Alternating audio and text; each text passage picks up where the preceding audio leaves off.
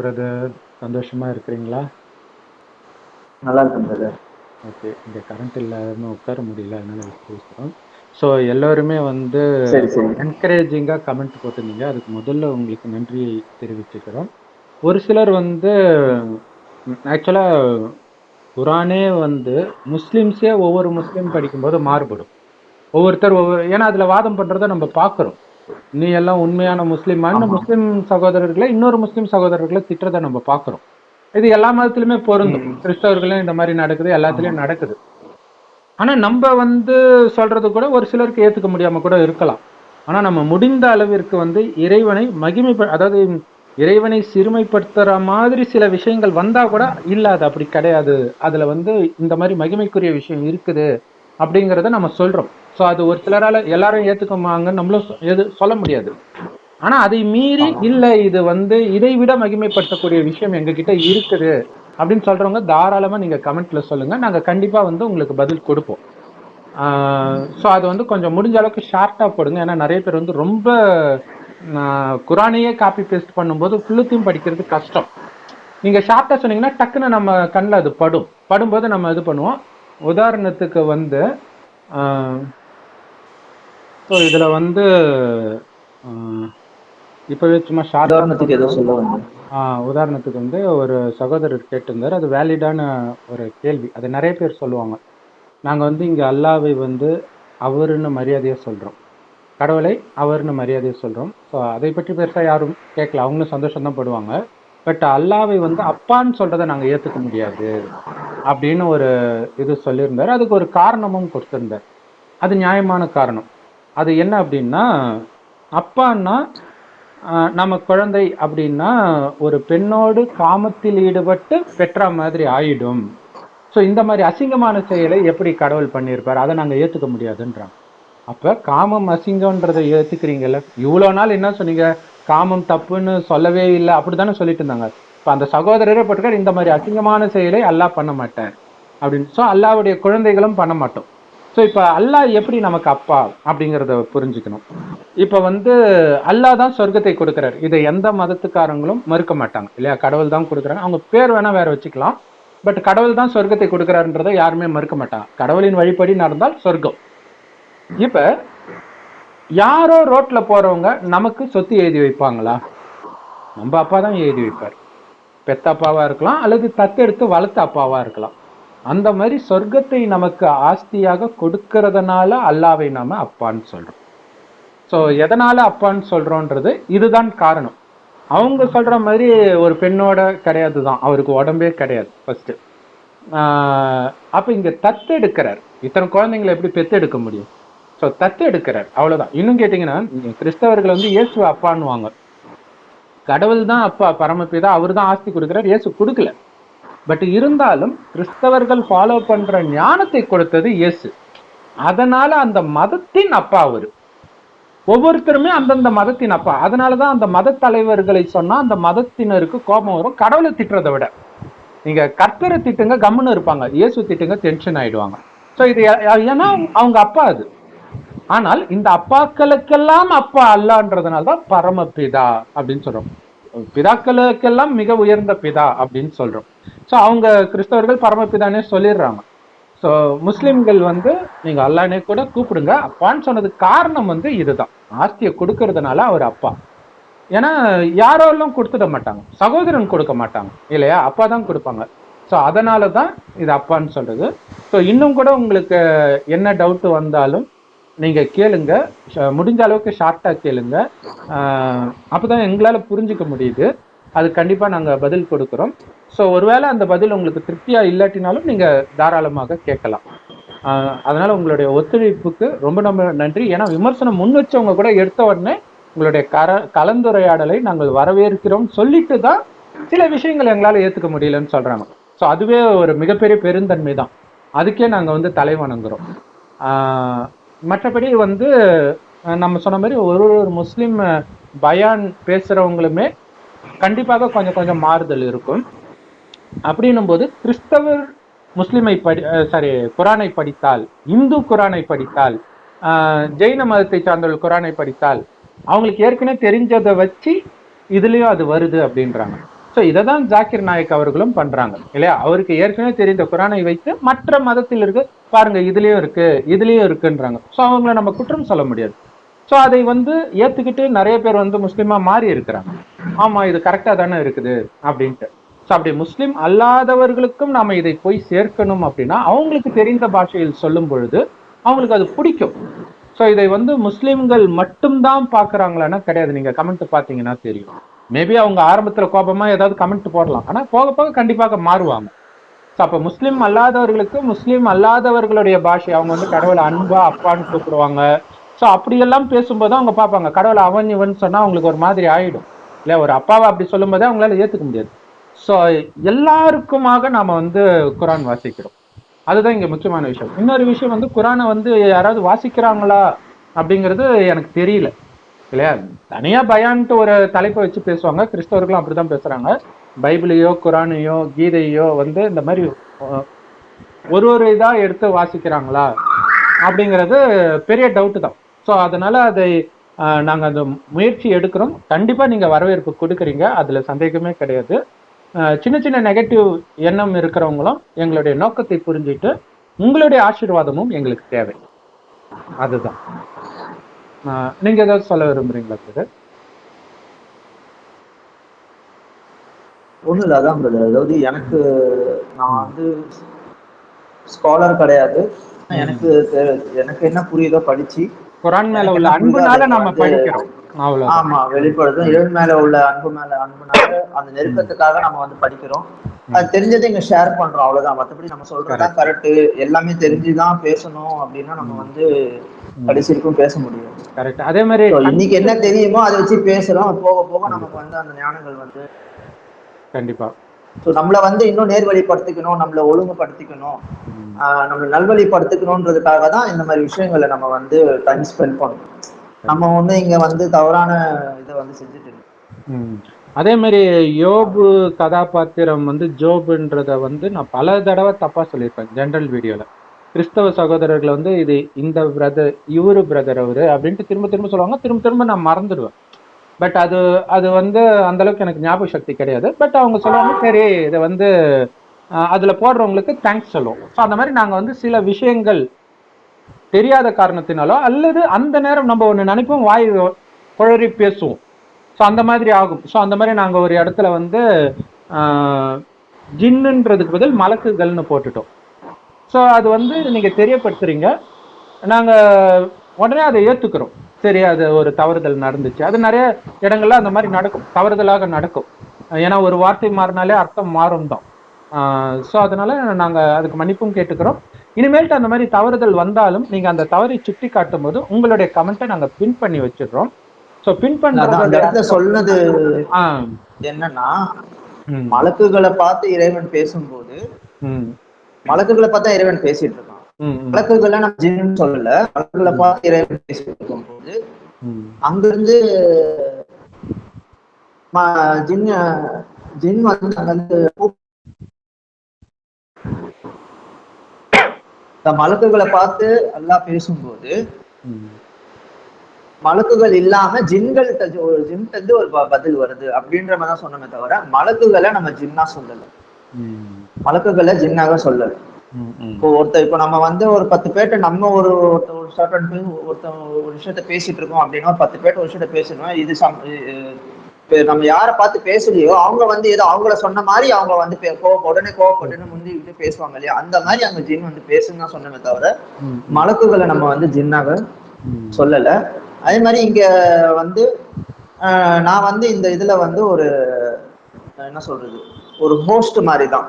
இதுல வந்து இப்போ நீங்க சொல்ற கருத்துக்களை நான் அப்படியே நானும் அதுல ஃபாலோ பண்றேன், இல்லை அப்படியே ஃபுல்லா நான் அக்செப்ட் பண்றேன் அப்படின்ற மாதிரி கிடையாது. இதுல நம்ம ஷேர் பண்ணிக்கிறோம். எனக்கு தெரிஞ்சது, எனக்கு அந்த நேரத்துல என்ன தோணுதோ, என்ன தெரியுதோ அதை நான் சொல்றேன். இப்போ நீங்க தனியா பண்ணிட்டு இருந்தீங்க, ஸோ அதுல வந்து சரி நம்ம இதுல இருந்தா கொஞ்சம் நல்லா இருக்கும் அப்படின்ற மாதிரி எனக்கு தோணுச்சு. அதனால நான் வந்து கலந்துக்கிட்டேன்.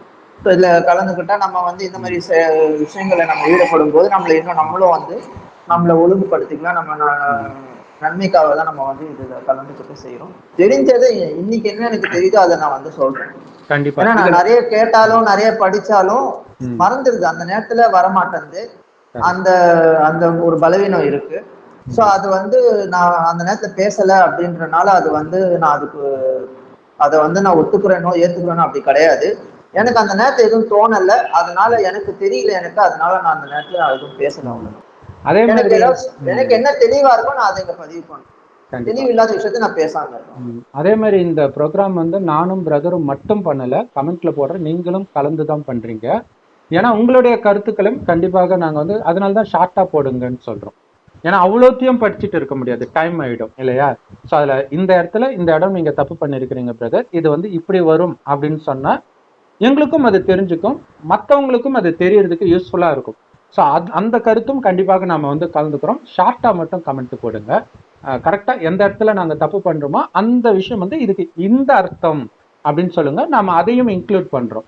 ஸோ அப்ப இந்த நான் ஒருவேளை அந்த கருத்துக்கும் நாங்க சொல்றதுக்கும் ரொம்ப முரண்பட்டு வந்தா கூட இந்த கருத்தும் இப்படி இருக்குது, இந்த கருத்தும் இருக்கு, எது பிடிக்குதோ நீங்க எடுத்துக்கோங்க அப்படிங்கிறதும் நம்ம வந்து திறந்த மனதோட இதை அணுகிறோம்.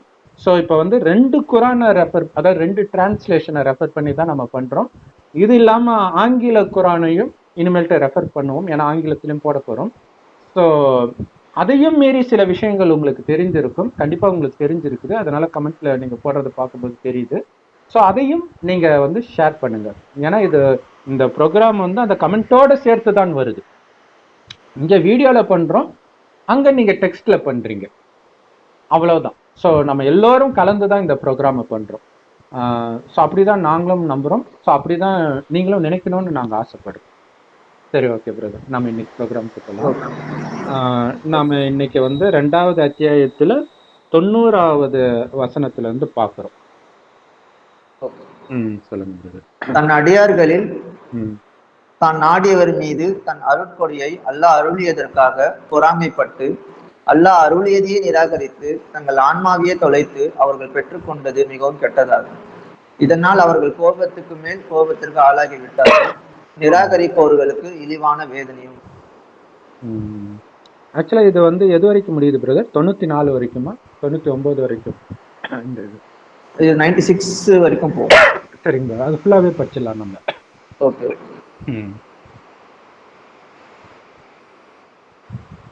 அல்லாஹ் இறக்கி 91 அல்லாஹ் இறக்கி வைத்ததை நம்பிக்கை கொள்ளுங்கள் என்று அவர்களுக்கு சொல்லப்பட்டால் எங்களுக்கு கொடுக்கப்பட்டதன் மீதுதான் நம்பிக்கை கொள்வோம் என்று கூறுகிறார்கள். ஆனால் அதற்கு மேலானதை நிராகரிக்கிறார்கள். இதுவோ சத்தியமானது அவர்களிடம் இருப்பதை உண்மைப்படுத்துகிறது. நீங்கள் உண்மையிலேயே நம்பிக்கையாளர்களாக இருந்தால் ஏன் அல்லாஹ்வின் முந்தைய நபிமார்களை நீங்கள் கொலை செய்தீர்கள் என்று அவர்களிடம் நீர் கேட்பீராக. இது வரைக்கும் ஏதாவது சொல்லணுமா? இல்ல வருது, பட் நம்ம ஃபுல்லாவே பார்க்கும்போது இன்னும் கூட நல்லா கோர்வையா வரும். ஓகே. 92 நிச்சயமாக மூசா உங்களிடம் தெளிவான அத்தாட்சிகளை கொண்டு வந்தார். அதன் பின் நீங்கள் காளை மாட்டை வணங்கினீர்கள். நீங்கள் அக்கிரமக்காரர்களாகி விட்டீர்கள். அதாவது நீங்கள் அவசரத்தனத்தை எடுத்துக்கொண்டீர்கள், நீங்கள் அக்கிரமக்காரர்கள் ஆகிவிட்டீர்கள். Super super super. தூர் மலையை உங்கள் மேல் உயர்த்தி நாம் உங்களுக்கு அருளியதை உறுதியுடன் பற்றி கொள்ளுங்கள், அதை செவியேற்றுக் கொள்ளுங்கள் என்று உங்களிடம் நாம் வாக்குறுதி வாங்கினோம். நாங்கள் செவியுற்றோம், மேலும் மாறு செய்தோம் என்று கூறினார்கள். மேலும் அவர்கள் நிராகரித்த காரணத்தினால் அவர்கள் இதயங்களில் காலை கன்று புகட்டப்பட்டது. நீங்கள் நம்பிக்கையாளர்களாக இருந்தால் உங்களுடைய நம்பிக்கை எதை கட்டளை விடுகிறதோ அது மிகவும் கெட்டது என்று நீர் கூறும். 94 இறைவனிடத்தில் உள்ள சொர்க்கம் உங்களுக்கே சொந்தமானது, வேறு மனிதர்களுக்கு கிடையாது என்று உரிமை கொண்டாடுவதில் நீங்கள் உண்மையாளர்களாக இருந்தால் மரணத்தை விரும்புங்கள் என்று நீர் சொல்வீராக. 95 ஆனால் அவர்கள் கரங்கள் முற்படி வைத்த தீவினைகளின் காரணத்தால் அவர்கள் மரணத்தை விரும்பவே மாட்டார்கள். நிச்சயமாக அல்லாஹ் அந்த அக்கிரமக்காரர்களை நன்கு அறிந்தவனாகவே இருக்கிறான். 96 அவர்கள் மற்ற மனிதர்களையும் இணை வைப்பவர்களையும் விட வாழ்க்கையில் பேராசை உள்ளவர்களாக இருப்பதை நீ நிச்சயமாக காண்பீர். அவர்கள் ஒவ்வொருவரும் 1000 ஆண்டுகள் வாழ வேண்டும் என ஆசைப்படுகிறார்கள். ஆனால் அப்படி அவர்களுக்கு நீண்ட வயது கொடுக்கப்பட்டாலும் அவர்கள் இறைவனின் தண்டனையில் இருந்து தப்ப முடியாது. இன்னும் அல்லாஹ் அவர்கள் செய்வதையெல்லாம் பார்த்தவனாகவே இருக்கிறான். செம்மையா இருக்குது இது. ஸோ இதில் பார்த்தீங்கன்னா அல்லாஹ் தன்னுடைய அடியார்களில் தான் நாடியவர் மீது தன்னுடைய பேரருளிலிருந்து இறக்கி வைத்ததற்காக பொறாமை கொண்டு அல்லாஹ் இறக்கியதையே நிராகரிப்பதன் மூலம் எதற்கு பகரமாக தங்களை விட்டுவிட்டார்களோ அது கெட்டது. அதனால் அவர்கள் கோபத்திற்கு மேல் கோபத்திற்குரியவர்களாக திரும்பினார்கள். நிராகரிப்பவர்களுக்கு இழிவு தரும் வேதனையும் உண்டு. ஸோ இதுவும் 91 வருது. மேலும் அல்லாஹ் இறக்கி வைத்ததை நீங்கள் விசுவாசம் கொள்ளுங்கள் என அவர்களுக்கு கூறப்பட்டால் எங்கள் மீது இறக்கப்பட்டதை விசுவாசிப்போம் என கூறுகிறார்கள். அதற்கு பின்னால் நீங்க அந்த 90 படிங்க. தன் அடியார்களில் 90 வந்து தன் அடியார்களில் தான் நாடியவர் மீது தன் அருட்கொடையை அல்லாஹ் அருளியதற்காக பொறாமைப்பட்டு அல்லாஹ் அருளியதையே நிராகரித்து தங்கள் ஆன்மாவையே தொலைத்து அவர்கள் பெற்றுக்கொண்டது மிகவும் கெட்டதாகும். இதனால் அவர்கள் கோபத்துக்கு மேல் கோபத்துக்கு ஆளாகிவிட்டார்கள். நிராகரிப்பவர்களுக்கு இழிவான வேதனையும். சூப்பர். இதுல வந்து 90, 91 இந்த 2 விஷயமுமே பார்த்தீங்கன்னா, இதுக்கு முன்னாடி எங்களுக்கு என்ன கிடைச்சதோ அதை தான் நாங்கள் நம்புவோம் அப்படின்னு பிடிச்சிக்கிறாங்க. இது வந்து எல்லா மதத்துக்குமே பொருந்தும். ஆனால் நம்ம என்ன சொல்றோம்னா, அல்லாஹ் சொல்றதுல இருந்து நாங்கள் விளக்கம் சொல்றோம் தான் சொல்றோம். பைபிள் எடுத்தாலும் சரி, கீதை எடுத்தாலும் சரி, ராமாயணம் எடுத்தாலும் சரி, குரான் எடுத்தாலும் சரி. ஸோ அல்லாஹ் இப்போ வந்து சொல்லிட்டு இருக்கிறோம், அதை வைத்து நம்ம விளக்கம் கொடுக்குறோம். ஆனால் இதை ஏற்க மறுப்பவர்களுக்காகவே அது இங்க சொல்றாங்க பாருங்க. அல்லாஹ் இறக்கி வைத்ததை நீங்கள் விசுவாசம் கொள்ளுங்கள்னு சொன்னா எங்களுக்கு எதை கொடுத்தாங்களோ அதை தான் நாங்க விசுவாசிப்போம்னு சொல்றாங்க. இது ஒவ்வொரு மதத்துக்காரங்களும் அப்படித்தானே இருக்கிறாங்க இல்ல? எங்க மதத்துல என்ன சொல்லப்பட்டதோ அதை தான் நாங்க நம்புவோம்னு சொல்றாங்க. அதற்கு பின்னால் உள்ளதை நிராகரிச்சிடுறாங்க. ஆக்சுவலா நம்ம சொல்றது எல்லாமே அவங்க கிட்ட இருக்கிறது உண்மைப்படுத்தக்கூடியது. அதாவது தவறான விஷயத்த கூட நம்ம ரைட்டுன்னு சொல்றோம், தவறா புரிஞ்சிக்கப்பட்டதுன்றோம். இப்ப உதாரணத்துக்கு விக்கிரக வழிபாடு கோயிலை இடிச்சாங்க அப்படின்னா அது விக்கிரகம்ன்றது உடலை குறிக்குது. அதனால வந்து அந்த உடலை பார்ப்பதை, அதுக்கு அடிபணிவதை நிறுத்துங்கள்ன்றத இங்க மறைமுகமாக சொல்லப்பட்டதுனால இவங்க என்ன பண்ணா அப்படியே பொருள் எடுத்துட்டு போய் கோயிலை இடிக்கிறது, இந்த மாதிரி விஷயத்துல ஈடுபட்டாங்க. அப்ப நீங்களே யோசிச்சு பாருங்க, எது வந்து சகோதரத்துவ அன்பை வளர்க்கும், எது வந்து உண்மையிலே கடவுள் சொன்னதாக இருக்கும் அப்படின்றத நமக்கே புரிஞ்சுக்கலாம். அதே மாதிரி இப்ப சமீபமா பைபிள்ல நம்ம போட்டிருப்போம் என்னன்னா, ஏன் இப்ப இதுவே அடுத்ததே வருது, காளை கண்ணுக்குட்டியை பத்தி சொல்லியிருப்பாங்க. காளையை பலி கொடுங்கன்ட்டு இதுக்கு முன்னாடி நம்ம பார்த்தோம். சோ அதை பற்றி கடவுள் அப்படி சொல்லி இருப்பாரு. அது வந்து உடம்பை, பசுமாட்டை, அது வந்து கரெக்ட், அது வந்து உடம்பை குறிக்குது அப்படின்னு சொல்றோம். ஸோ குறிப்பாக இங்க இந்த ஞானத்தை எடுக்கிற பிரம்மகுமாரிகள் பெரும்பாலும் தாய்மார்கள் தான் இருப்பாங்க. ஸோ அதனால்தான் அது பசுவோட ஒப்பிடப்படுது. ஸோ அதை வந்து பலி கொடுங்க அப்படின்னு சொல்றோம். ஸோ அதே நேரத்துல வந்து காளையை வணங்காதீங்க அப்படின்னு சொல்றது வந்து அப்ப இந்த ஞானத்தை எடுப்பவர்கள் எல்லாம் அந்த பசு காளை அப்படின்னு நினைக்கும் பொழுது கடவுள் யார் உடம்பில் வராரோ அவரை தான் நந்தின்ட்டு இந்து மதத்துல வைக்கிறாங்க, சிவனுடைய வாகனம். அந்த சிவனை தான் அல்லா பரமபிதான்னு சொல்றாங்க. கடவுள் ஒருவர் தான். ஸோ நிறைய பேர் வந்து இணை வைக்கிறீங்க, இணை வைக்கல. அந்த ஒருத்தரை இந்த மதத்துல வேற பேர் சொல்லி கூப்பிடுறாங்க, அந்த மதத்துல இன்னொரு பேர் சொல்லி கூப்பிடுறாங்கன்னு சொல்றாங்க. நம்ம மனுஷனை சொல்லல. கிருஷ்ணரை வந்து அல்லாவுக்கு சமமா சொன்னா அது இணை வைக்கிறது. ஏன்னா அவர் மனுஷர் இல்லையா, தாயின் கர்ப்பத்துல பிறந்தவர். சிவன் பிறக்காதவர், பரமபிதா பிறக்காதவர், கர்த்தர்ன்னு சொல்றாங்களே அவங்க பிறக்காதவங்க. ஸோ இது மூணும் ஒருவரை குறிக்குது. ஸோ அதை புரிஞ்சுக்கணும். ஸோ அதை அறியாத காரணத்தினால அவங்க வந்து படத்தை பாதியில பார்க்கும்போது எப்படி அவங்களுக்கு புரியும். அதனாலதான் நம்ம சொல்றது என்னன்னா, எந்த அத்தியாயம் நீங்க பார்த்தாலும் வரிசையா பார்க்கறதுக்கு உங்களுக்கு நேரம் இல்லாட்டினாலும் பரவாயில்ல, ஃபர்ஸ்ட் அத்தியாயத்தை மட்டும் மறக்காம பார்த்துருங்க. அதுலதான் ஃபுல் இன்ட்ரோடக்ஷன் கொடுத்துருப்போம். ஸோ அதை பார்த்துட்டு பார்க்கும்போது தான் உங்களுக்கு புரிய ஆரம்பிக்கும். ஸோ அப்ப கண்ணுக்குட்டியை நீங்க வழிபட ஆரம்பிச்சிட்டீங்க அப்படிங்கிறதும், காளையை பலி கொடுங்கள் சொல்றதும் பாத்தீங்கன்னா அந்த கண்ணுக்குட்டியை வழிபடக்கூடிய விஷயத்தை நீங்க பலி கொடுங்கன்றதுதான் அர்த்தம். விட்டுடுங்க அப்படின்னு அர்த்தம்.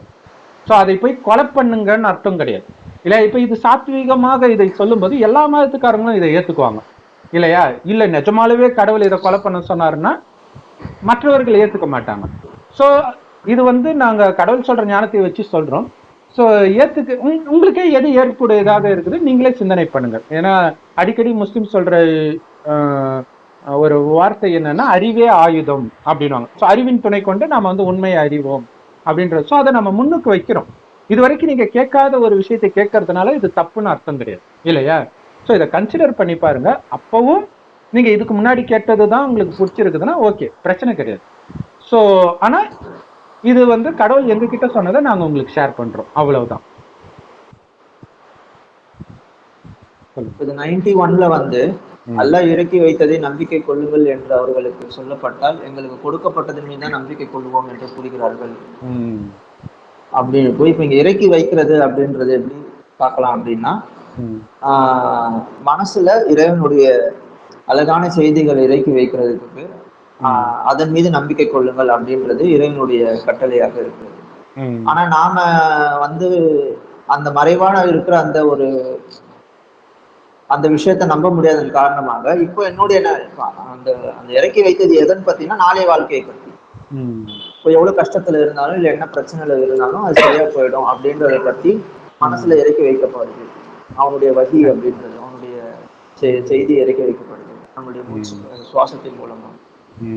ஆனா நம்ம இப்போ நம்மளுடைய நிலைமை இப்போ சொல்லுவாங்க இல்லையா, என்னுடைய நிலைமை இப்போ பொருளாதாரத்தை அடிப்படையிலையோ இல்லை என்னுடைய நிலைமை வந்து மோசமா இருக்கும்போது எப்படி என்னால இது சரியா போயிடும் நான் நம்ப முடியும். இப்போ இது ஒரு நோயாளியே வந்து கடைசி தருவாயில வந்து டாக்டர்னால கை விட்டுட்டா கூட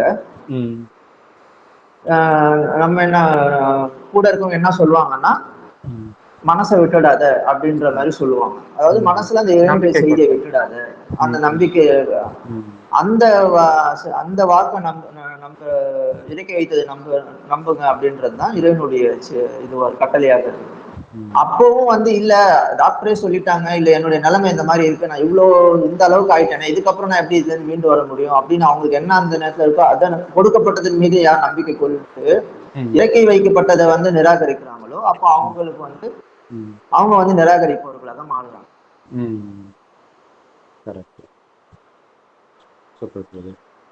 அதை நிராகரிக்கும் போது நமக்கு நம்ம நஷ்டத்தை இழைத்து கொடுக்கிறோம். இதுல ஒரு சூப்பரான இது கடைசியில அந்த 91ல முடிக்கும் பொழுது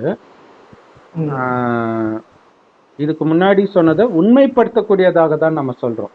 இதுதான் முக்கியம். இதை இயேசுவும் சொன்னார். இயேசு வந்து எல்லாரும் நோண்டி கேட்டாங்க, நீ என்ன வேதத்துல இருக்குது, நீ வேற ஒண்ணு சொல்றேன்னு கேட்டாங்க. நான் அதை பொய்ப்பிக்க வரல, மெய்ப்பிக்க வந்திருக்கிறேன் அப்படின்னு சொல்றேன். அது வந்து நிறைய பேருக்கு புரியாது. அது எப்படி பழைய ஏற்பாடுல வெட்டு குத்து கண்ணுக்கு கண் பல்லுக்கு பல்லுன்னு இருக்கு, இவர் ஒரு கண்ணத்தை அரைஞ்சா மறு கண்ணத்தை காட்டுன்றாரு. இது எப்படின்னு புரியாது அவங்களுக்கு. பாத்தீங்கன்னா குறிப்பா பைபிள் பழைய ஏற்பாட்டுல ராஜாக்கள் 14 சம்திங் 14, 15, 16 இந்த மூணு ஃபுல்லாவே இதே தான் வரும். என்ன வரும்னா, கடவுளால சபிக்கப்படுவாங்க ஏதோ ஒரு காரணத்தினால. அந்நிய தேவர்களை வழிபடுறது, இந்த மாதிரி ஏதோ ஒரு விபச்சாரம், இந்த மாதிரி விஷயத்தினால சபிக்கப்படுவாங்க. இப்ப சபிக்கப்பட்டவனுக்கு வந்து நீ வந்து நிர்மூலமாக்கப்படுவாயின்ட்டு இருக்கும். அதே மாதிரி அவனுக்கு எதிரியாக அல்லது கூட இருக்கிறவனே துரோகியாக மாறி அவனை கொலை பண்ணுவான். இப்ப கொலை பண்ணவன் அப்ப கடவுள் சொன்னதுதான் இங்க நிறைவேறுது. அப்ப கொலை பண்ணவனுக்கு தண்டனை கிடையாதா? அவனுக்கும் தண்டனை உண்டு. ஏன்னா அவனை கொலை பண்ணும்போது நீ அவனை கொலை பண்ணதுக்காக உனக்கு இந்த தண்டனைன்னு சொல்லப்பட்டிருக்கும். இப்ப கடவுள் தான் சொல்றாரு அவன் அழிவான், அவன் கொல்லப்படுவான்னு சொல்றாரு. ஆனா அதை நிறைவேற்றுறதுக்கு ஒருத்தன் கருவியா ஆகணும் இல்லையா? ஒரு கெட்டவனை வச்சுதான் கெட்டவனை அழிக்கிறார். அப்ப அந்த கெட்டவனுக்கு தண்டனை இல்லையானா அவனுக்கும் உண்டு. சோ இது திரும்ப திரும்ப வந்துட்டு இருக்கு. இதுதான் கர்மா சைக்கிள். நான் அடிக்கிறேன், திருப்பி நீ அடிக்கிற, நான் அடிக்கிறேன், நீ அடிக்கிற. இதுக்கு எப்பதான் எண்டு? அததான் இயேசு சொல்றாரு, அடிக்கிறானா இன்னொரு கணத்திலே வாங்கிட்டு நீ அமைதியா இரு, கணக்கு முடிஞ்சு போச்சு அப்படிங்கிற. சோ அப்ப அங்க இருக்கக்கூடிய விஷயம்தான் இங்க வருது. அது ஒரு வன்முறையா சொல்லப்பட்டு இருக்குது. ஆனா அதுலயும் இந்த மெசேஜ் ஒளிஞ்சிருக்குது. இப்படியே போனா போய்கிட்டே இருக்கும். அதுக்கான சொல்யூஷன் வந்து இயேசு வந்து சொல்றாரு, ஒரு கணக்கா இருந்தா மறு கணத்தை காட்டு, மேல போட்டிருக்கிற ட்ரெஸ்ஸை கேட்டா இடுப்புல இருக்கிறதையும் கைட்டி கொடுத்துட்டு போ, அமைதியா இரு. மற்றபடி நீ கோர்ட்டு கேஸ் வெட்டு குத்துன்னு போனா உன் வாழ்நாள் தான் வீணாகும், கடவுளுக்கும் எதிரி ஆயிடுவ அப்படிங்கறதுதான் சொல்லப்பட்டிருக்குது.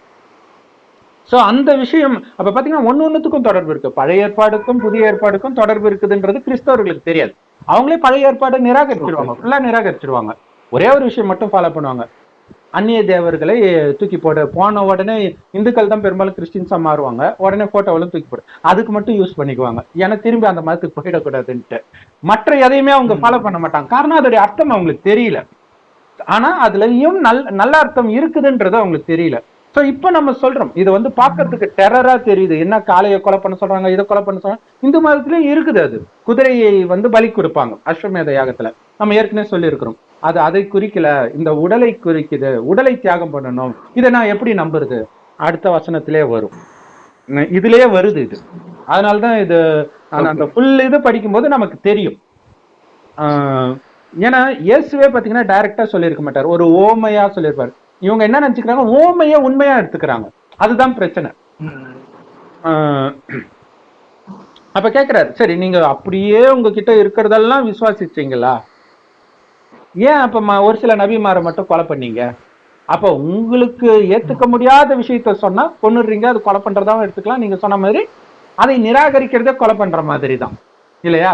அப்ப உங்களால அதையே ஃபுல்லா ஃபாலோ பண்ண முடியல இல்ல. அப்ப இப்ப கடவுள் வந்து கொடுக்கறத உங்களுக்கு ஏத்துக்கிறது என்ன கஷ்டம்? ஏன்னா இது புலன் இன்பத்தை விடணும், உங்களை நீங்களே கொல்லணும் இல்லையா? அதுதான் அடுத்தது வரும். இதை ஏற்கனவே வந்துச்சு, உங்களை நீங்களே கொலை பண்றதுன்னு என்ன அர்த்தம்னா மர்ஜீவா வாழ்க்கை இருந்துகிட்டே கலியுகத்தின் எந்த சுகபோகத்தையும் அடிமையாகாமல் அனுபவிக்கிறது. சாப்பிடுவோம், ஆனா அந்த ருசிக்கு அடிமையாக மாட்டோம். அப்படி இருப்போம், பயன்படுத்தும் எதையும், பட் எதுக்கும் அடிமையாக மாட்டோம். ஏன்னா இங்க என்னை பொறுத்த வரைக்கும் நான் செத்துட்டேன். ஸோ இறைவனை மட்டும் நினைச்சுக்கிட்டு இருக்கிற என்னுடைய குணங்கள் எல்லாம் கலியுகத்தின் குணங்களா இருக்கக்கூடாது. இது முடிந்து வரப்போற அந்த சொர்க்கத்தின் மறுமை நாளின் அந்த அல்லாவின் பூந்தோட்டத்தில் எப்படி தேவதைகள் இருப்பாங்களோ, மலக்குகள் இருப்பாங்களோ, அந்த மாதிரி என்னுடைய குணம் மாற்றணும். அதைத்தான் எல்லா மதமும் போதிக்குது. ஸோ அதைத்தான் இங்க சாகிறத பத்தி இங்க போட்டிருக்கிறாங்க. ஸோ அதை புரிஞ்சுக்கணும். ஏன்னா இது அப்படியே மேலோட்டமா எடுத்துக்கிட்டா தீவிரவாதத்துக்கு இட்டுட்டு போயிடும் இல்லையா? நமக்காக நம்ம உயிரை கொடுக்க, ஏன்னா இப்படி பிரெயின் வாஷ் பண்ணி ஒரு கூட்டம் இருக்குது இல்ல, அதை முஸ்லீம்களே எதிர்க்க தானே செய்யறாங்க இல்லையா? ஐசிஸ் எல்லாம் முஸ்லீம் எதிர்க்கிறாங்க. அப்ப அதுக்காக தான் நம்ம இங்க சரியான உதாரணத்தை சொல்றது. சரி, ஓகே. அடுத்தது 92. ஏன்னா இதே வந்து ஜாக்கிர் நாயக் கேட்கிறார், நீங்க வந்து எல்லா மதமும் ஏற்புடையதாக சொல்லுங்க, நான் ஏத்துக்கிறேன்ற இல்லையா? நீங்க வந்து இப்ப வந்து அல்லாஹ் வந்து இந்த 4 தலை உள்ளதாக பிரம்மாவை பிரம்மாவை நாங்க கடவுள்னு ஏத்துக்கிறோம், ஆனா 4 முகம் கொண்டவராக சொல்றீங்க பாத்தீங்கன்னா, அதை என்னால ஏத்துக்க முடியாது. ஏன்னா குரான்ல இப்படி போட்டிருக்கு. இப்ப குரான்ல இருக்கிற மாதிரி நீ இந்து மதத்துல ஒண்ணு சொன்னா நான் ஏத்துக்கிறேன்ற. ஏன்னா அவரே இந்து மதத்துல வந்து மேற்கோள் காட்டுறாரு, பாருங்க இறைவனுக்கு வந்து உருவம் கிடையாதுன்னு போட்டிருக்குது அப்படின்னு சொல்றாரு. அதே விஷயத்தை தான் நம்மளும் பண்றோம், எல்லாத்துக்கும் காமனா இருக்கிற விஷயத்தை தான் நம்ம சொல்லிட்டு இருக்கிறோம். அடுத்தது 92 சொல்லுங்க. நிச்சயமாக மூசா உங்களிடம் தெளிவான அத்தாட்சிகளை கொண்டு வந்தார், அதன் பின் நீங்கள் காளை மாட்டை வணங்கினீர்கள், நீங்கள் அக்கிரமக்காரர்களாகி விட்டீர்கள். ஸோ இங்க நம்ம இதை தான் நான் ஞாபகப்படுத்தினேன், மறந்துட்டேன். பைபிள்ல அது கடவுள் டச் பண்ணியிருந்தார், சூப்பரா இருந்துச்சு. என்ன அப்படின்னா இந்த மாதிரி அந்நிய தேவனை பைபிள்ல ரொம்ப தீவிரமா இருக்கும். பழைய ஏற்பாடு பார்த்தீங்கன்னா அவ்வளோ கொலவெறி தூண்டுற மாதிரி தான் இருக்கும். ஒருத்தன் அந்நிய தேவனைக்கு சிலை கட்டினான்னா அந்த சிலையோட அவனையும் கொலை பண்ணு, இப்படிதான் ஃபுல்லாவே இருக்கும் பழைய ஏற்பாடு ஃபுல்லாவே. ஒரு 10 பக்கத்துக்கு ஒரு பக்கமாவது இதை நீங்க பார்த்துருவீங்க, அப்படி இருக்கும். அதுல பாத்தீங்கன்னா அதை நம்ம ஒண்ணு புரிஞ்சுக்கணும், எதுக்காக அது நடக்குதுன்ட்டு. ஏன்னா இஸ்ரவேலர்கள் அப்படின்னு சொல்றவங்க யாருன்னா கடவுளால தேர்ந்தெடுக்கப்படுறாங்க. அந்த அடிமைகளை யாரெல்லாம் வராங்களோ அவங்க இஸ்ரவேலர்கள், அது பிறப்புனால கிடையாது. அது அதுக்கப்புறம் அவங்களுக்கு பிறக்கிறவங்கள இஸ்ரவேலர்னு சொல்ல ஆரம்பிச்சுட்டாங்க. ஆனா அது அப்படி கிடையாது. கடவுளுடைய வார்த்தையை கேட்டு இவங்க கூட வர்றவங்க தான் இஸ்ரவேலர்கள். அது முஸ்லிம்கள்னு வச்சுக்கலாம், கிறிஸ்தவர்கள்னு வச்சுக்கலாம் இல்லையா? இயேசு சொல்றதை கேட்கிறவங்க கிறிஸ்தவர்கள். கிறிஸ்தவ மதத்திலே பிறந்து இயேசு சொல்றதை கேட்கலன்னா அவங்க கிறிஸ்டின் கிடையாது. முஸ்லீம் மதத்திலே பிறந்து நபி சொன்னதை கேட்கலன்னா அவங்க முஸ்லீம் கிடையாது. ஸோ இப்படிதான் ஒவ்வொருத்தரும். ஸோ அந்த மாதிரி கடவுள் சொல்வதை யார் கேட்கிறாங்களோ அவங்க தான் இஸ்ரவேலர்கள் அதுல சொல்லப்படுறது. அப்ப கடவுள் சொல்வது வந்து என்னன்னா இந்த 5 விகாரத்தை விடணும், வழி கொடுக்கிற. அப்ப இறைவனுடைய வழியை நம்ம ஃபாலோ பண்றோம்னா என்ன அர்த்தம் அப்படின்னா, இப்ப பைபிள் குரான்ல வந்து இந்த சூனியக்காரங்க மந்திரவாதி இதையெல்லாம் எதிர்த்து இருக்கும். அதை ஏன் எதிர்க்கிறாங்க அப்படின்னா, ஏன் உங்களுக்கு அந்த மந்திரம் சூனியம் இதெல்லாம் தேவைப்பட்ட, அது வேலை செய்யலைன்னு அர்த்தம் கிடையாது, செய்யுது. பிளாக் மேஜிக் வேலை செய்யுது, ஜோசியம் வேலை செய்யுது, எல்லாமே வேலை செய்யுது. அப்ப ஏன் அதை பார்க்க கூடாது அப்படிங்கிறாருன்னா, கடவுள் சொல்றாரு, நீ என் கையை பிடித்த பிறகு உனக்கு முழு பொறுப்பு நான். அப்ப என் மேல நம்பிக்கை இல்லாததுனால தானே நீ அங்க போற, அதனால சொல்ற அந்த சைடு போகக்கூடாது. அதாவது கடவுள் நேரடியா சொல்லும்போது சொல்ல, இந்த குரான் பைபிள்ல சொன்னதுக்கு அர்த்தம் சொல்றோம் நம்ம. ஏன் அப்படி சொல்லப்பட்டிருக்குன்னா அதுக்காக சொல்லப்பட்டிருக்கு. அதே மாதிரி அந்நிய தேவனை வெட்டு அப்படிங்கிறது வந்து இப்ப கடவுள் சொல்ற ஞானத்தை நேரடியாக கேட்பவர்கள் இஸ்ரவேலர்கள். அதுக்கு முன்னாடி இருக்கிற வரைக்கும் பக்தி. அந்த இஸ்ரவேலர்கள்ன்றதே இப்ப இறுதியாக நடக்கிற விஷயம் அங்க அப்படி காட்டப்பட்டிருக்குது. அப்ப கடவுளுடைய விஷயத்தை நாம கேட்கும்போது காமம், கோபம், பற்று, பேராசை, அகங்காரத்தை விட்டுடணும். என்ன ஆனாலும் கோபப்படக்கூடாது, யார் மேலேயும் பற்று வைக்கக்கூடாது, சொந்த குழந்தையா இருந்தாலும் சரி. அதுதான் இப்ராஹிம் கதையே இல்லையா? அவருடைய மகனை பலி கொடுக்க சொன்னா அவர் போறாரு, அல்லாஹ் கொடுத்தார், அல்லாஹ் கேட்கிறார். இதுல என் குழந்தைன்னு நினைச்சிட்டீங்கன்னா அவர் கொடுத்தது மேல நீங்க ஆசை வச்சுட்டீங்கன்னு அர்த்தம். இன்னொருத்தர் பொருள் மேல நமக்கு ஆசை வச்சுட்டோம்னு அர்த்தம். எதுவுமே நம்முடைய இது கிடையாது இல்லையா? அப்ப இப்படி நீங்க இருந்தா உங்களுக்கு துக்கம் வராது. ஆனா எப்ப நீங்க பக்தி செய்றீங்க, எப்ப என்னதுன்னு நினைச்சிட்டீங்களோ அது என்கிட்ட இருந்து பறிக்கப்படக்கூடாதுன்னு பக்தி செய்றீங்க. அப்படின்னா என்ன அர்த்தம்? நேரடியாக கடவுள் சொல்வதை நீங்க நிராகரிக்கிறீங்க.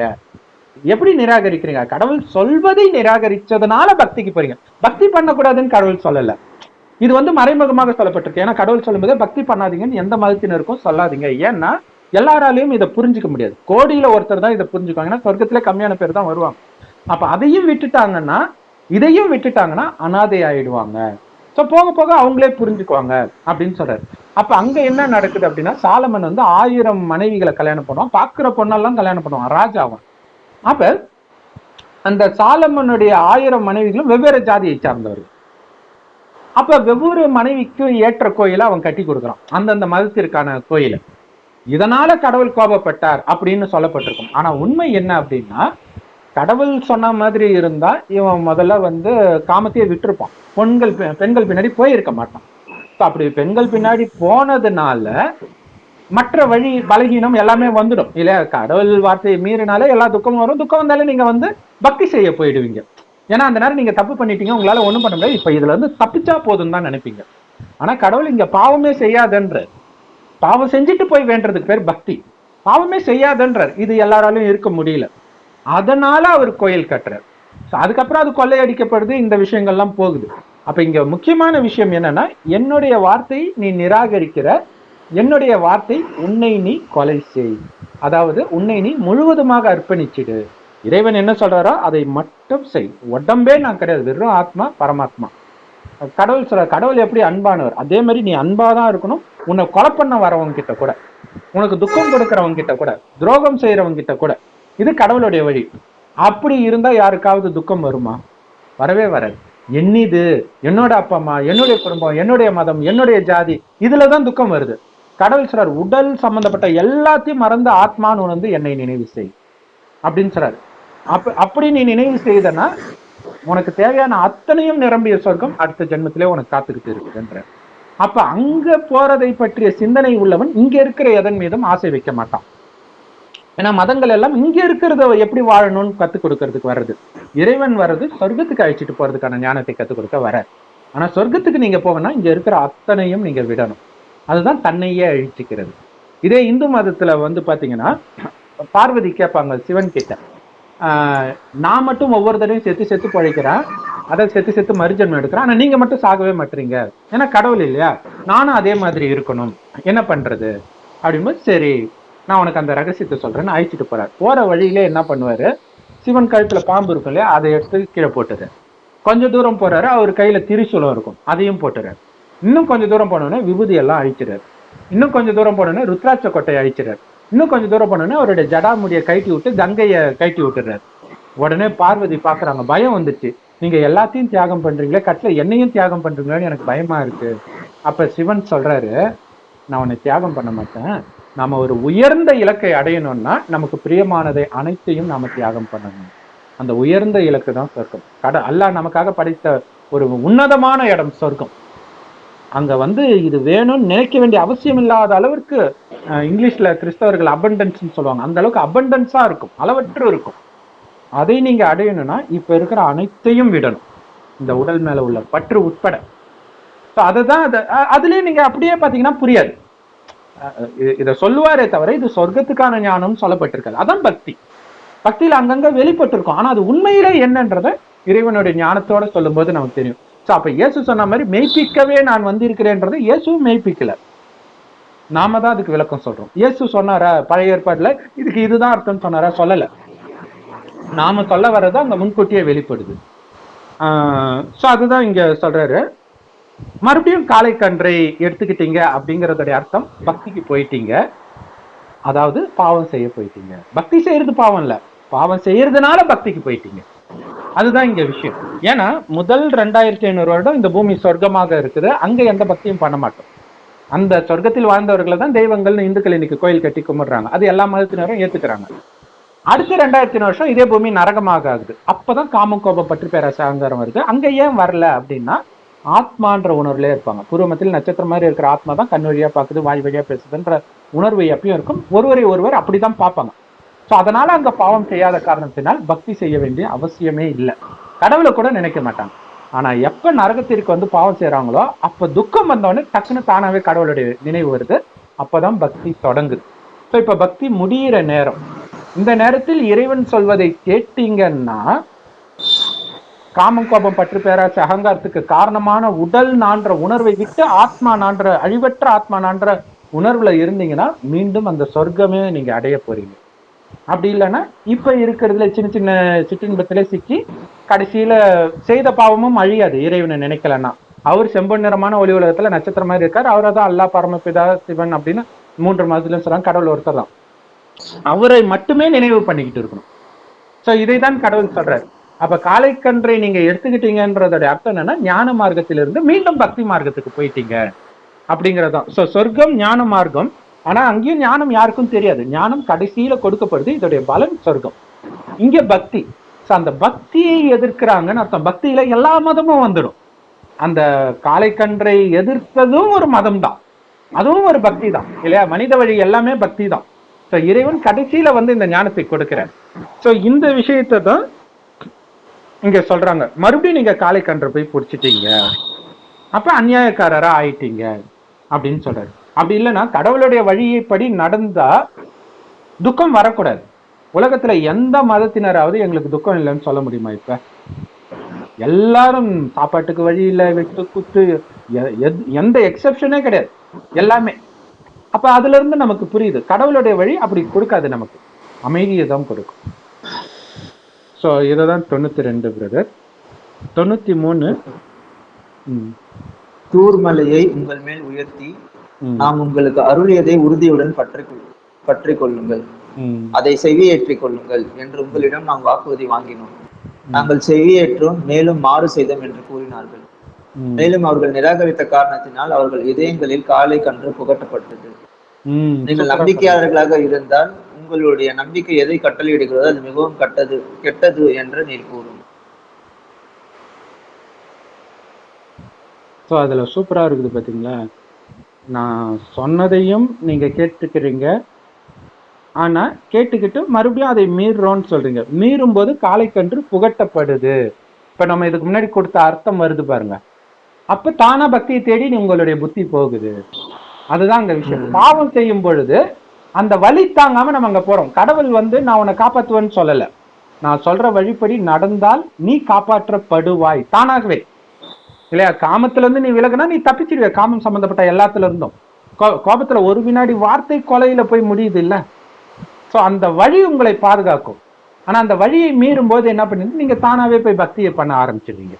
ஸோ இதுதான் இதோடைய உண்மையான அர்த்தம். பைபிள் குரான் வந்து அந்த பக்தியை எதிர்க்கிறது வந்து ஒரு மதத்தை எதிர்க்கிற விஷயம் கிடையாது. ஒட்டுமொத்த பக்தியையும் இருந்து விலகி ஞானத்திற்கு வராமல் மீண்டும் மீண்டும் அவங்க பக்திக்கு போயிடுறாங்க அப்படிங்கிறது தான் அதோடைய அர்த்தம். அதுல வந்து சாலமனுடைய பையன் அவரும் தாவீது இவங்கெல்லாம் பார்த்தீங்கன்னா அந்த கோயிலை இடிச்சா மாதிரிலாம் காட்டுவாங்க.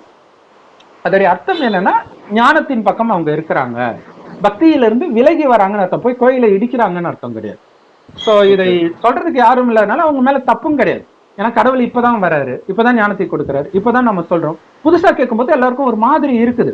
ஆனாலும் அதுல ஒரு சிலர் மாறுவாங்க, கோடியில சிலராவது மாறிடுவாங்க. ஏன்னா சொர்க்கத்திலே கம்மியான பேர் தான் வருவாங்க.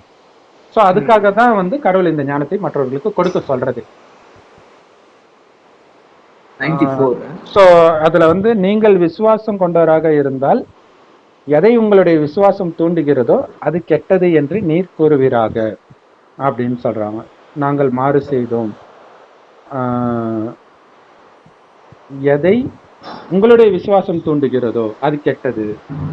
ஏன்னா இங்க அந்த தூண்டுதலே இருக்கக்கூடாது. வெளி உலக விஷயத்தின் தூண்டுதல் இருந்தாலே அந்த நம்பிக்கையை நீங்க தப்பா புரிஞ்சுக்கிறீங்க அப்படின்னு சொல்றேன். இருக்கக்கூடாது அப்படின்னு சொல்றேன். அப்படின்னு என்ன அர்த்தம்? இந்த வெளி உலக விஷயம் சந்தோஷத்தை கொடுக்கும், இதுவும் ஒரு நம்பிக்கை தானே. அதுதான் தப்பு. இது உனக்கு சந்தோஷத்தை கொடுக்காது, சிற்றின்பம் உனக்கு சந்தோஷத்தை கொடுக்காது அப்படின்னு சொல்லப்படுது. Super brother. அடுத்தது 94. இறைவனிடத்தில் உள்ள சொர்க்கம் உங்களுக்கு சொந்தமானது, வேறு மனிதர்கள் கிடையாது என்று உரிமை கொண்டாடுவதில் நீங்கள் உண்மையாளர்களாக இருந்தால் மரணத்தை விரும்புங்கள் என்று நீர் சொல்கிறார்கள். நம்ம ஆல்ரெடியே சொல்லிட்டோம் இதுக்கு இல்லையா? இங்க செத்தாதான் அங்க போக முடியும். புத்தியினால கலியுகத்தின் எந்த குணமும் இருக்கக்கூடாது. இப்ப நம்ம இதுதான் நரகம். நரகத்துல இருக்கிறோம். நரகத்துக்குரிய குணத்தோட இருக்கிறீங்கன்னா நீங்க எப்படி சொர்க்கத்துக்கு வர முடியும்? சொர்க்கத்துல சிங்கமும் பசுவும் கூட என்ன பண்ணும்? புல்லுதான் சாப்பிடும். பசு புல்ல இங்கேயும் சாப்பிடும், சிங்கமே அங்க புல்லுதான் சாப்பிடும். அப்ப நாம இங்க விலங்குகளை சாப்பிடும். ஓகே, நரகத்தில் அப்படிதான் இருக்கிறோம். ஆனா சொர்க்கத்துக்கு போறதுக்கு தயாராகலையே. அங்க தாவரம் தானே நம்ம சாப்பிடுவோம் இல்லையா? அப்ப இங்க மாமிசத்தை விடலைன்னா அங்க எப்படி நாம பிறக்க முடியும்? ஸோ இந்த மாதிரி அதே மாதிரி காமம், அங்க காமம் இருக்காது. அந்த சகோதரருக்கு போட்டிருந்தாரு இல்லையா, அல்லா காமத்தில் ஈடுபடக்கூடிய அசிங்க வேலையை செய்ய மாட்டாரு. அந்த அசிங்க வேலையை செய்யறவங்களுக்கு சொர்க்கம் கிடைக்குமா? முதல்ல அவர் வாயிலே வந்துருச்சு, அது அசிங்கன்றதை அவர் உணர்றாரு இல்ல. அதனால்தான் அப்பாவை ஏத்துக்க மாட்டேன்னு. அவரு ஆஸ்தி கொடுக்கறதுனால அப்பா, அவருக்கு உடம்புலாம் கிடையாது. அப்புறம் எப்படி காமம்? அவரு உடலற்ற ஆத்மாவாக இருக்கிறாரு. ஒருத்தர் உடம்புல ஞானத்தை கொடுக்கிறாரு, நம்மையும் உடலற்ற ஆத்மாவாக உணர வைக்கிறார். அவருக்கு சமமா நம்மளை ஆக்கி அழைச்சிட்டு போறாரு. ஸோ அதனால அதான் பாபா கடவுள் சொல்றாரு, மனிதர்களுக்கன்றி உங்களுக்கே சொந்தம் அப்படிங்கிறதுடைய அர்த்தம் என்ன அப்படின்னா, சொர்க்கத்தில் வாழ்ந்தவர்களை தேவதைகள்னு சொல்லுவோம். அததான் இந்துக்கள் தெய்வம் வழிபடுறாங்க. தெய்வீக குணம் நிரம்பிய மனிதர்கள், அவ்வளவுதான். அவங்க மனிதர்கள் தான். கலியுகத்தில் அசுர குணம் வரும்போது அவங்க மனிதர்கள்.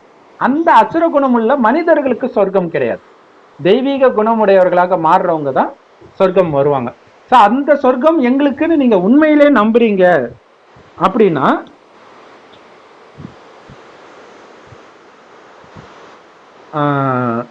மரணத்தை விரும்புங்கள் அப்படின்னு சொல்லப்படுது. அப்படின்னா செத்து போங்கன்னு அர்த்தம் கிடையாது.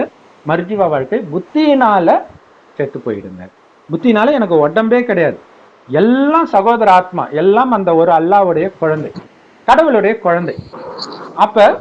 அப்ப கடவுளுடைய குழந்தைனா எனக்கு அவங்களுக்கு என்ன உறவு? சகோதர ஆத்மா மட்டுமே. அப்ப எல்லோரையும் சகோதரரா மட்டுமே பார்ப்போம்.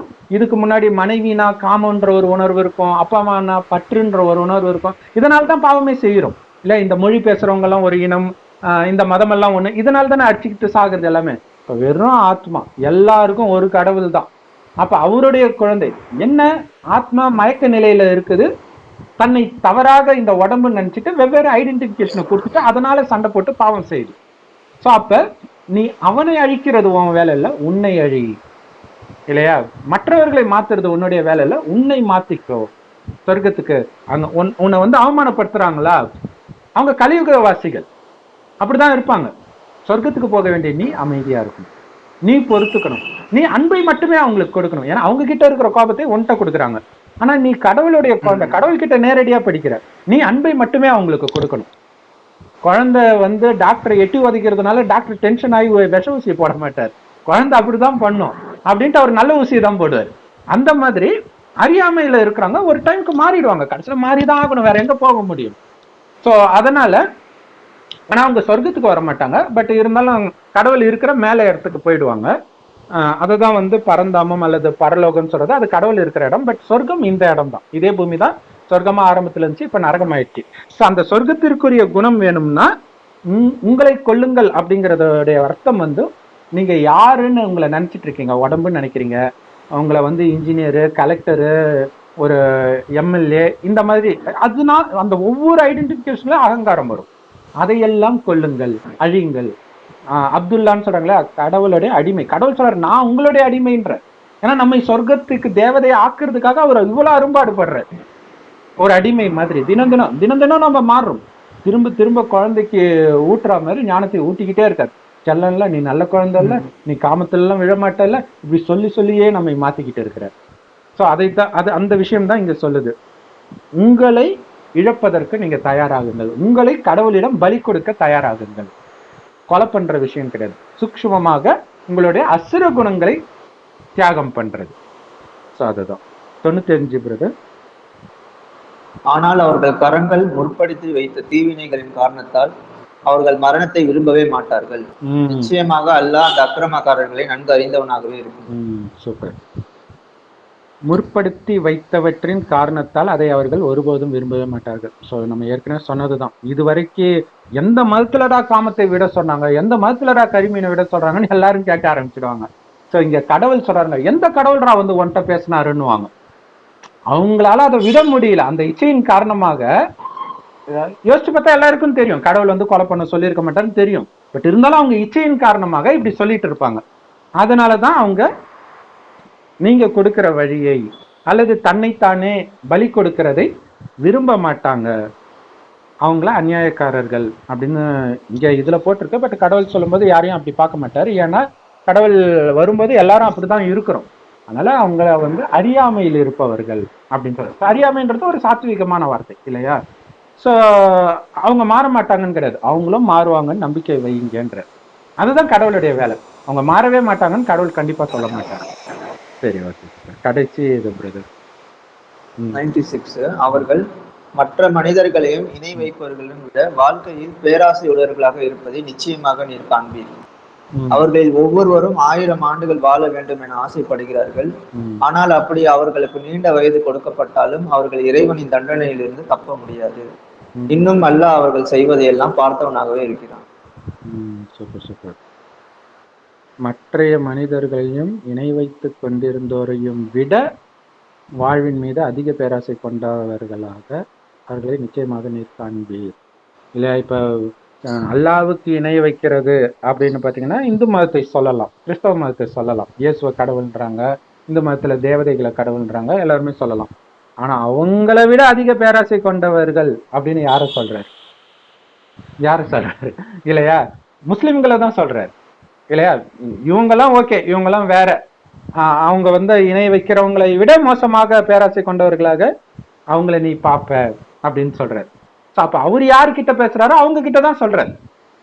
அவங்க மோசமானவங்க நீங்க சொல்றீங்க, ஆனா அதை விட மோசமான பேராசை கொண்டவர்களாக நீங்க இருக்கிறீங்க. பல தலைமுறைக்கு சொத்து சேர்க்கறதுல உங்களுடைய நாட்டம் போயிட்டு இருக்குது. கடவுளையே அதுக்காக தான் வழிபடுறாங்க எல்லா மதத்திலும் இல்லையா? கார் வாங்கணும், பங்களா வாங்கணும், இதை வந்து கடவுள்கிட்டயே வேண்டுதல் வைக்கிறது எல்லாரும். அப்ப இது பேராசைக்காக அதாவது கடவுள் சொர்க்கத்தையே கொடுக்கிறாரு. ஆனா அந்த ஆசையை ஃபுல்லா விடும்பொழுது கெடுக்கிறாரு. சொர்க்கத்தை நீ அடைய, ஆனா அது இப்ப உன் கண்ணுல கிடையாது. அப்ப உனக்கு நிச்சய புத்தி இருந்தால்தான் இப்ப இருக்கிறத நீ விடுவ. இல்லைன்னா என்ன பண்ணுவ? அது வருதோ இல்லையோ யாருக்கு தெரியும், கடவுள் இருக்காரோ இல்லையோ யாருக்கு தெரியும், நான் இப்ப இருக்கிறத அனுபவிக்கிறேன் அப்படின்னு சாலமன் மாதிரி இங்க இருக்கிற பொண்ணுங்களை எல்லாம் கல்யாணம் பண்ணிட்டு அல்லது கள்ளத்தொடர்புல இருந்துட்டு இந்த மாதிரி தவறான வழிக்கு தான் போவாங்க. அதுதான் பேராசை அப்படிங்கிறாங்க. அவங்க வந்து இன்னும் வாழணும்னு ஆசைப்படுறாங்க இல்லையா? ஏன்னா காசு சேர்ந்துட்டு உயிர் போக மனசு வருமா? இழுத்துக்கிட்டு கிடப்பாங்க இங்கே. அவங்க சீக்கிரமா உயிர் கூட பிரியாது அவங்களுக்கு. அப்ப 1000 வருஷம் கொடுத்தாலும் அது அவங்களுக்கு நரக வேதனையை தான் கொடுக்கும். ஏன்னா படுத்த படுக்கையா இருப்பான், அவனால எதுவுமே பண்ண முடியாது இல்லையா? இப்ப பெரிய பெரிய பணக்காரங்களாம் அந்த மாதிரி கோமா ஸ்டேஜ்ல ரொம்ப வருஷம் இருப்பாங்க. இப்ப அதுதான் சொல்றாரு, அதுக்காக தண்டனையில இருந்து தப்பிச்சிடுவேன்னு அர்த்தம் கிடையாது. ஆல்ரெடி இருக்கிறதே நரகத்துல தான். அந்த நரகத்துல இந்த உடம்புல இருந்தாலும் உனக்கு தண்டனை தான், அடுத்த உடம்புக்கு போனாலும் தண்டனை தான். அதனால்தான் ஆத்மா நினைத்தால் அந்த மரணத்தை கண்டு நம்ம பயப்படவே மாட்டோம். அந்த மரண பயத்திலிருந்து நீக்கிறதுக்கு தான் கடவுள் வர்றாரு. ஸோ இதுல கூடுதலாக இறைவன் சொல்ற ஒரு விஷயத்தையும் நம்ம சொல்றோம். வர சண்டே முரளி, நாளைக்கு தான் சண்டே இல்லையா? அது அவசியம் தயவுசெய்து எல்லாரும் பாருங்க. அதுதான் அல்லாஹ் நேரடியா பேசுறது. அவர் தான் பேசுறாருன்றதை நீங்க கேட்கும்போது உங்களுக்கு புரியும். அதுல ஒரு ரகசியம் சொல்லியிருப்பேன். அது 2001 வந்த முரளி. அந்த நேரம் வந்து குஜராத்ல மிகப்பெரிய நிலநடுக்கம் வந்துச்சு. இந்தியாவே இது வரைக்கும் இந்தியாவில் வந்த மிகப்பெரிய பேரழிவு அதான் தான் இருக்கும்னு நினைக்கிறேன் நம்ம தலைமுறையில. அந்த ஸ்டேட்டே காலியாச்சு. அப்பயும் பாத்தீங்கன்னா நிறைய பிரம்மகுமாரிகள் ஒண்ணுமே ஆகல அவங்களுக்கு. அவங்க வந்திருக்கிறாங்க. அப்ப கடவுள் கேட்கிறாரு, உங்களுக்கு ஏதாவது ஆச்சா? அந்த நேரம் நடக்கும்போது எப்படி இருந்துச்சு? பயந்தீங்களா? லைட்டா பயந்தீங்களா? ஏன் பயந்தீங்க? உங்களுக்கு ஆகாதுன்னு நான் சொன்னேன், எதுக்கு பயந்தீங்க? இப்ப பயந்தீங்கன்னா உங்களுக்கு மார்க் குறையும். கடவுள் உறுதி கொடுக்கிறார். உடன்படிக்கைன்னு பைபிள்ல வருது இல்லையா, நான் சொல்வதை நீங்க ஃபாலோ பண்ணி தூய்மையா இருந்தா உங்களுக்கு ஒன்றும் ஆகாதுன்ற. இது சும்மா ட்ரைலர் தான், இன்னும் இனிமேல் தான் நிறைய வரும். நீங்க எந்த காரணத்துக்கு ஒன்றும் பயப்படக்கூடாதுன்ற. நீங்க பாட்டுக்கு என் நினைவுல இருங்க. இப்போ ஒரு சுனாமி வருது, நிலச்சரிவு வருது, என்ன பண்ணலாம், எங்க ஓடலாம், அதை கூட நீங்க நினைக்காதீங்கன்ற. அப்ப என்ன ஆகும் அப்படின்னா, நீங்க பாட்டுக்கு என் நினைவுல மைண்டை கிளியரா வைங்க. அந்த நேரம் தானாகவே உங்களுடைய கால்கள் பாதுகாப்பான இடத்தை நோக்கி போகுன்ற. இதுக்கு மேல என்ன வேணும்? மரண பயமே இல்லை அப்படின்னா நம்ம இறக்காம இருக்க போறது கிடையாது. நாம இறைவன் நினைவுல இருந்து ஆத்மா வெளியில போகும். பட் இந்த மாதிரி சின்ன பின்னமாக ஒரு ஆக்சிடென்ட்ல இந்த மாதிரி துர்மரணம் வராது அப்படின்னு சொல்றாரு. ஸோ அது வந்து ஒரு மிகப்பெரிய நம்பிக்கையை, ஹோப்பை கொடுக்குது இல்லையா? ஏன்னா நிறைய பேர் நம்ம நெகட்டிவா பேசுறோன்றது வந்து நினைப்பாங்க, அதாவது நம்ம ஜென்ரல் வீடியோல. ஆனா அதை சொல்றது என்னன்னா, நீங்க நம்மளால நம்பறதுனால உலகம் அழியதான் போகுது கூடிய விரைவில். ஏன்னா கடைசி 100 வருடம் தான் இறைவன் வர்றது. அவர் வந்து 88 வருஷம் ஆயிடுச்சு.